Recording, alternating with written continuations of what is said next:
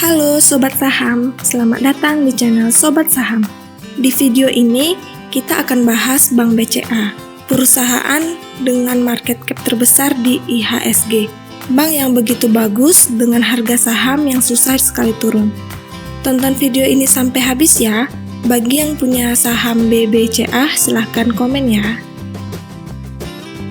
Nah, sebelum kita lanjut, jika Sobat Saham suka video-video di channel ini, silahkan di-share, like, dan jangan lupa di-subscribe ya. Dan hidupkan lonceng notifikasinya agar tidak ketinggalan video-video menarik dari Sobat Saham. Bank BCA saat video ini dibuat memiliki market cap sebesar 654 triliun atau setara 12,4% dari nilai total IHSG. Padahal Bursa Saham Indonesia ada 600 lebih perusahaan terbuka. Kenapa BBCA lebih besar dibandingkan BRI, Mandiri, dan BNI? Pertama, kita lihat faktor rentabilitas atau profitability-nya. Kita lihat ROE-nya. Peringkat pertama yaitu BRI 16,5, kedua BCA 16,4, kemudian Mandiri 13,1, yang terakhir BNI 12,3.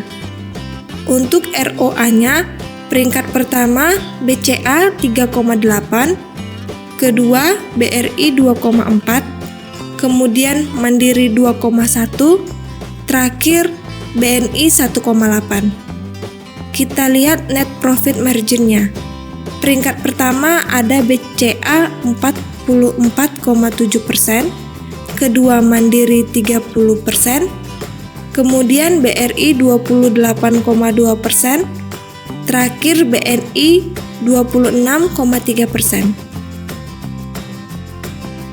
Dari tingkat profitability-nya, BCA memiliki kemampuan menghasilkan keuntungan lebih tinggi dengan NPM 44%.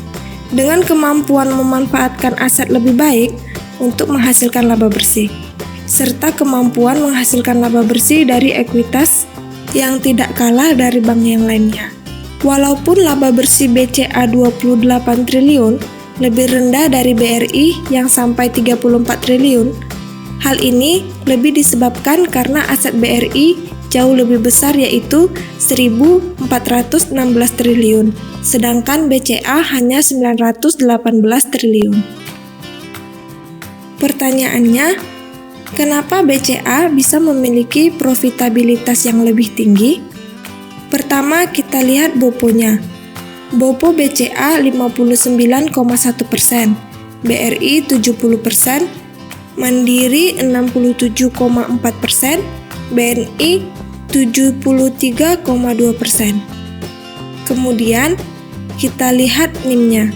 BCA 6,2%, BRI 6,98%, Mandiri 5,5%, BNI 4,9%. Kemudian NPL-nya.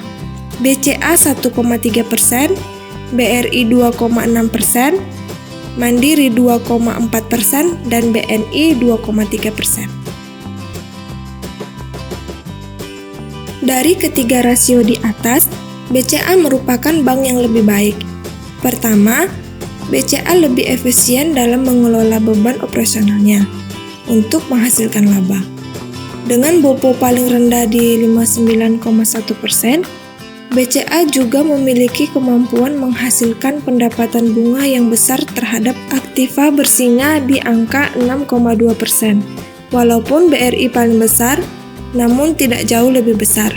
Yang paling menarik adalah BCA memiliki kredit bermasalah jauh lebih rendah, hampir 50% lebih rendah dari ketiga bank yang lainnya di angka 1,3%. Secara permodalan, yaitu rasio kecukupan modal atau CAR.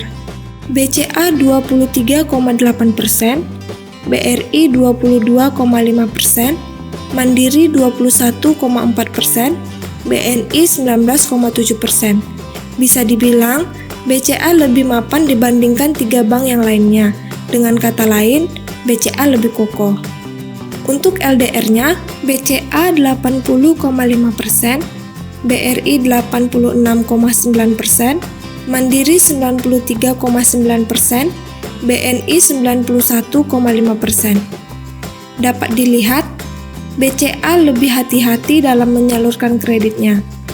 Angka LDR yang jauh lebih kecil juga bisa berarti peningkatan laba di kemudian hari yang bisa lebih bertumbuh jika LDR-nya dapat ditingkatkan.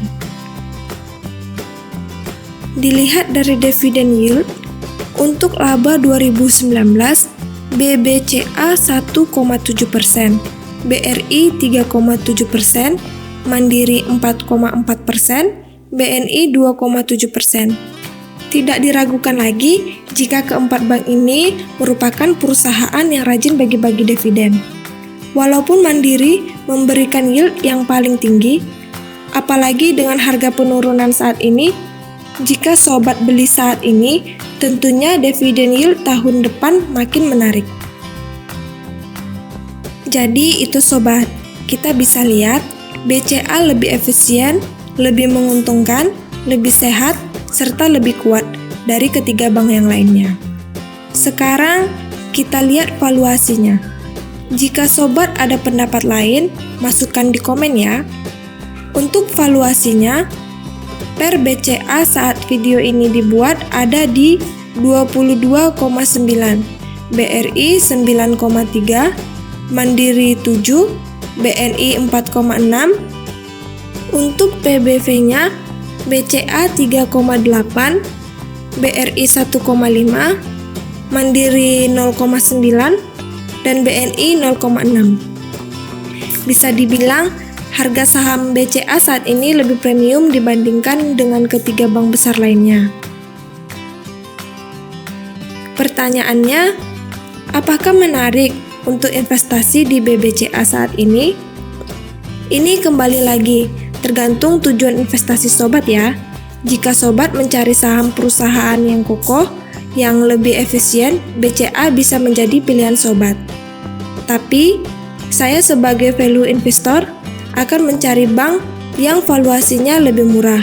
Cara sederhana yang bisa dipakai adalah keempat bank ini balik ke harga awalnya setelah wabah, berapa keuntungan yang bisa didapatkan. Saat video ini dibuat, BCA bisa memberi keuntungan 20%, BRI 40%, Mandiri 48%, BNI 50%. Sekarang, jika sobat tertarik, sobat pilih bank yang mana untuk investasi. Karena sebenarnya keempat bank ini merupakan perusahaan yang sama-sama bagusnya. Jadi itu sobat pembahasan mengenai perusahaan dengan market cap terbesar saat ini, yaitu BCA. Oke, sampai jumpa di video berikutnya ya sobat. Jangan lupa di subscribe ya, agar kami makin semangat membuat video analisa saham.